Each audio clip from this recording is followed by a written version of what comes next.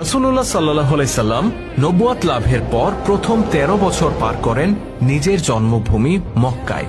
এ সময় মক্কার মানুষদেরকে তিনি ইসলামের পথে আহ্বান করেন, কিন্তু মক্কার অধিকাংশ মানুষই তা প্রত্যাখ্যান করে। উপরন্তু তারা রাসূলুল্লাহ সাল্লাল্লাহু আলাইহি সাল্লাম ও তার সাহাবীদের উপর চাপিয়ে দেয় নির্যাতনের পাহাড়।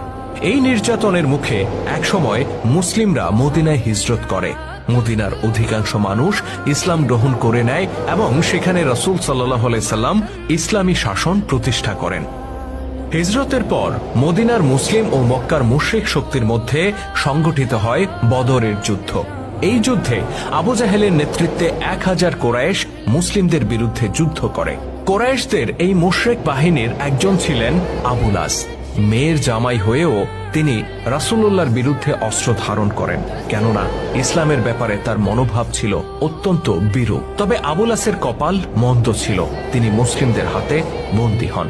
আবুল আসের প্রতি রসুল তনয়া জয়নাব রাদিয়াল্লাহু তাআলা আনহার ছিল অকৃত্রিম ভালোবাসা।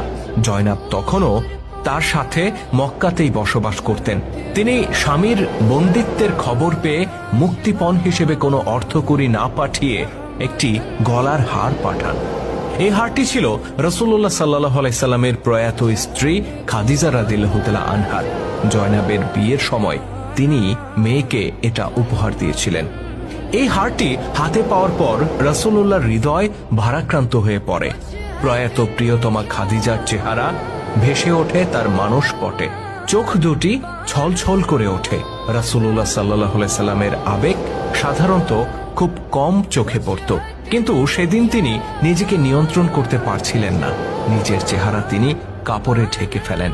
অতঃপর সাহাবীদেরকে বলেন, তোমরা যদি চাও তাহলে জয়নাবের স্বামীকে মুক্ত করে দিতে পারো, আর এই হারটিও তাকে ফেরত দিতে পারো।